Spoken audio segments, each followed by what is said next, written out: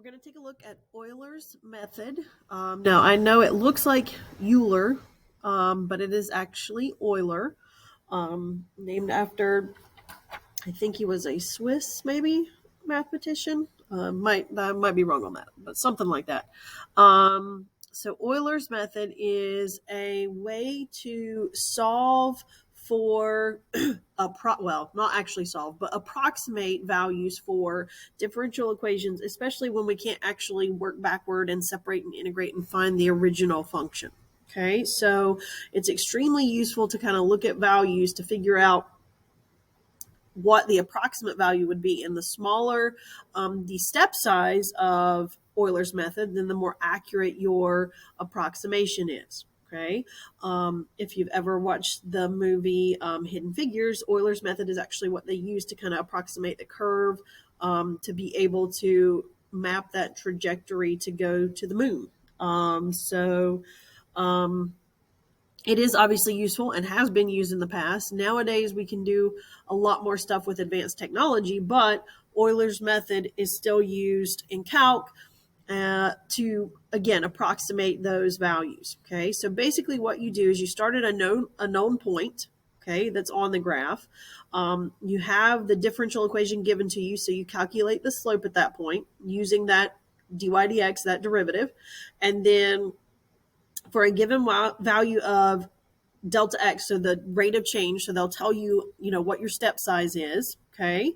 Then you use that to multiply by the derivative value and then add that to the old y to get to the new y. And you keep doing this over and over until you get to the one you want. By that, I mean, let's say we have the 0.01 and they want us to find the approximate y value when x is 2 and use a step size of 0.5. So we'd have to do that 4 times to get from 0 to 2 with a step size of 0.5.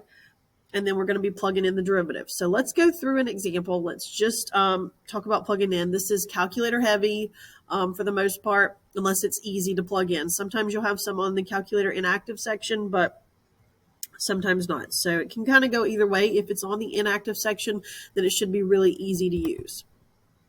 Okay, so let's take a look here. First example, given the differential equation, dy dx equals x plus 1/2 y, and y of 0 equals 3. Use Euler's method with step size 1 to approximate the value of y of 4, starting at x equals 0. Okay, so we're starting at the 0.03. We want to plug into our derivative. So our derivative is x plus 1/2 y. That'd be 0 plus 1/2 times 3. That's, oh goodness, that is not what I meant to do. That is, here we go. 0 plus 1/2 times 3 is 3/2 or 1.5. Okay, why is my decimal not showing up? Here we go. Okay, so 1.5. Now, this last part, we have dy dx times delta x. So that's basically you want to take the derivative and multiply by your step size. Well, for ours, our step size is 1, right? We're going up by 1 every time. So we're going to have the same thing. But that is important to kind of remember because it's not always going to be 1 that you're multiplying by. So I do want to keep that there for you. Once we go to plug this in, now we know that the slope, basically what we're saying is that the slope at this point is 1.5 and we're going up a step size of 1. So we're going to add that 1.5 to the old y to get 4.5 at the next one, which was at x equals 1. Now we're going to use this new point, 4.5, to plug into the derivative just like we did before. So 1 plus 1/2 times 4.5 would be 3.25. Okay, so that's our new derivative value at the point 1, 4.5. Now we want to multiply by the step size, which is just 1. So again, it stays 3.25. Won't always, but it does in this case because our step size is 1. Now we want to add that to the old y. The old y was 4.5. So if we add 3.25, that gives us 7.75. And now we're at 2 as our new x value. Because again, we're going up by 1 for each of the x's. Okay, I can go ahead and fill those in. Okay, So now let's plug into the derivative again. We're at the point 2, 7.75. So if we plug into derivative, x plus 1/2 y, 2 plus 1/2 times 7.75, that gives us 5.875. If I can write. We're multiplying by 1, so that's just going to stay 5.875. Then we're going to add that to the old y. 7.75 plus 5.875 becomes 13.625. Okay, one more time. We got to go through this, and then we're done. X plus 1/2 y. So 3 plus 1/2 times 13.625 is 9.8125. Times 1 is still 9.8125. Then we want to add that to the old y, 13.625 plus 9.8125. And we're just going to round to 3 decimal places because this is the final answer we want. Would be 23.438. So that is our answer. We have said that y of 4 is approximately 23.438.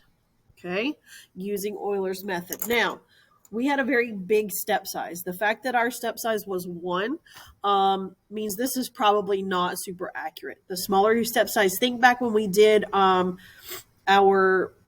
Riemann sums, when we had step sizes, the interval, if our interval was smaller and our step sizes were smaller, then it was more accurate. Same thing here. If you have a smaller step size, then you're going to be more likely to be more accurate with your approximation. Okay? All right, let's try another one. Let's say y of t is the room temperature in Fahrenheit of a cup of coffee at time t in minutes. The coffee is initially, so at t equals 0, 190 degrees Fahrenheit. The rate of change of the coffee's temperature is given by dy dt equals negative 0.1 times y minus 70. Part A, using Euler's method and a step size of 0.5 minutes. So our step size is smaller this time. It's 0.5. Approximate the temperature of the coffee at t equals 3 minutes. Okay, so I'm going to go ahead and fill in our t values because we're starting at t equals 0. We want to go up by 0.5 each time and eventually get to t equals 3. So we've got 0.5, 1, 1.5, 2, 2.5, and 3. Okay, we're going to plug into our derivative, and then notice that our derivative is only reliant on the y. Derivative doesn't have anything to do with the t value, right? Because it's negative 0.1 times y minus 70. So it's all dependent upon the y value. So that's kind of neat. We don't have to plug both variables in. Then we want to multiply by our step size down here at the end. So I'm going to go ahead and put that in. Our step size is 0.5. So we're going to multiply by 0.5 when we find those derivative values. All right, so let's plug in. If you want to try to do this on yourself, maybe pause the video, okay, and try to fill in your chart yourself and see what you get for that value at 3. I'm going to go through each of these. I might go kind of quick, so you might need to pause as you go through. If we plug into derivative, again, we're only using the y value. So negative 0.1 times 190 minus 70 gives us negative 12. If we multiply by 0.5, that becomes negative 6. If we add that to 190, that becomes 184. Now let's plug into the derivative again. All right, so we want to plug into derivative. Negative 0.1 times 184 minus 70 would be a negative 11.4, which if we multiply by 0.5 is negative 5.7, which if we add to 184 gives us 178.3. Now plug into derivative. Negative 0.1 times 178.3 minus 70 gives us negative 10.83 times negative 0.5 becomes negative 5.415. Add that to 178.3 and we get 172. Should have made this bigger. 0.885. plug that into the derivative, and we get negative 10.2885 times 0.5, and we get negative 5.14425. Again, I'm not going to round till the very end because I just don't want to mess up my final answer, which sometimes can happen. Let's add that to the 172.885. That gives us 167.74075. Plug that into the derivative, and we get negative, we're getting there, negative 9.77, I'm running out of room, 4075, multiply by negative point, or by 0.5, and that's negative 4.8870375. Add that to the 167, and we get 162.8537.125. Plug that into the derivative, and we get negative 9.28537. Multiply by 0.5, and that's negative 4.6427. Add that to the 162 number, and we end up with 158.211 as our final answer there. So we are saying that at T equals 3 minutes, the temperature is approximately 158.211 degrees Fahrenheit. That's our approximation. Now, for this one, it's a little bit different because we're actually going to use this. Okay, so part B, we want to solve the differential equation for the temperature of the coffee, remembering that y of 0 is 190. So that's our initial condition. So what do we have? dy dt, maybe, equals negative 0.1 times y minus 70. So let's separate. So let's move this over. 1 over y minus 70 dy equals negative 0.1 dt. Okay, this is not a BC scale. That's back to an AB scale where we're separating and integrating. Okay, so once we get that separated, let's take the integrals of each side. Left side is going to become natural log of absolute value of y minus 70. Wow, that doesn't, there we go. Let's make that a 0. Okay, equals negative 0.1 t plus c. All right, now let's solve for y. We have to use e. Remember when we exponentiate it, but you guys usually refer to it as it, we would have y minus 70 equals e to the negative 0.1 t plus c. Remember, we call e to the c a k. K e to the negative 0.1 t. Then we would add 70, and let's plug in y of 0 equals 190.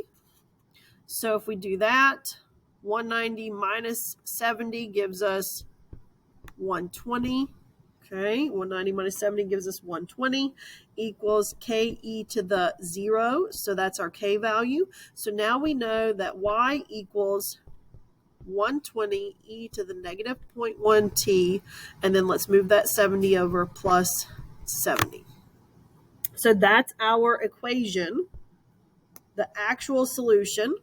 Okay, we want to find the difference between the exact value of y of 3 and the estimate you computed using Euler's method. So in part A, we found y of 3 to be approximately, okay, hang on, let me fix that up. So our approximation, that means approximately, was what? 158.211. And now let's find the actual value. So we're going to plug 3 into the equation that we just found. So if we use our calculator, 120 times, we want to get e to the negative 0.1 times 3. And then we want to add 70 to that, and we should get 158.898. So notice that we have a pretty good approximation. Okay, we're off by about what, 0.6, close to that, a little over. So if we subtract 158.898 minus 158.211, we get 0.687. Okay, so that's the error. That's the difference between the approximation and the actual value. So it's pretty close. And the reason I wanted to show you this one is so you can see that the smaller your step size, the more accurate your prediction. Okay, this one we actually could solve and find the value, but a lot of times when we're working with Euler's method, we cannot solve and find the actual integral. That first one that we did, okay, let me scroll back. This one, dy dx equals x plus 1/2 y. We can't separate that to integrate, so we could not work backward and find that actual value. So using Euler's method is our only way to actually find our approximate value. Okay, whereas this one we could work backward. That's what we did in part B, and we found the actual equation. Okay, so we could see how close our approximation was. And again, that's just to kind of illustrate so you know what we're doing with these. This Euler's method is a way for us to approximate values using only the differential without working backward, okay, without separating and integrating and find the original function, which a lot of times we can't do when we have these Euler's method problems, okay? For the AP exam, a lot of times these are a multiple choice question where they ask you to work backward and find a value, to use Euler's method to find an approximation. Sometimes it's part of a free response. A lot of times it's a part of a free response where you're doing other things with a differential. Maybe you are, just like we did in this one we have here, maybe you're working backwards to find the actual value. And then they're going to do Euler's method to use an approximation. Sometimes it might be in tandem with a problem where you have a slope field as well. So a lot of different things can be done together with differential equations. Euler's method is usually one part of a free response if it's located in there. Okay, but usually there's at least one multiple choice that makes you find an approximation using Euler's method as well.